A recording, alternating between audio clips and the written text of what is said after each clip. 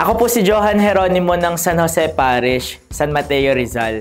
Father, ghost month daw po ang August. Dapat po ba akong mabahala?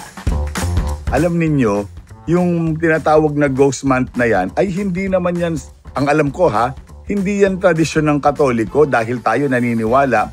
Walang mga ghost month dahil ang lahat ng buwan ay nasasakop sa kapangyarihan ng ating Panginoon. Ibig sabihin, kahit anong buwan pa yan, dapat tayo nagtitiwala sa biyaya, sa awa at sa grasya ng ating Panginoon.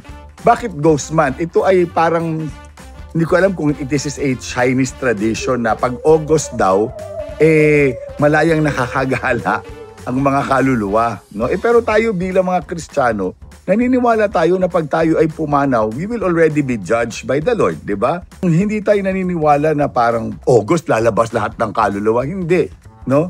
Hindi tayo naniniwala doon, kaya yung iba ayaw mag-travel, yung iba ayaw magbukas ng business kasi daw baka malas, no?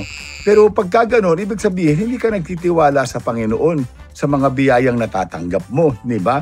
Parang, basta't pag magbabiyahe ka, you pray to the Lord, no? Halimbawa, yung mga ibang eroplano na nagkaroon ng sakuna, hindi naman August yun, di ba? So, talagang sa bawat paglakad mo, sa bawat pag-alis mo ng bahay, dapat manalangin ka, no? Hindi ko nga alam kung iba sa inyo, nagdadasal pa nung, Angel of God, my guardian dear, to whom God's love commits me here, ever this day be at my side to light and guard, to rule and guide. Amen. This is a prayer to your guardian angel, nagagabayan ka parate. So, yun po, no?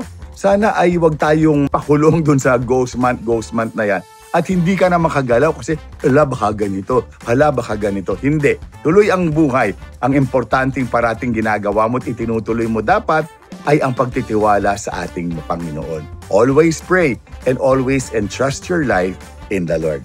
Maraming salamat. So keep asking. Magtanong pa ho kayo sa Ask Father. At nang sa gayon, masagot namin ang inyong mga katanungan.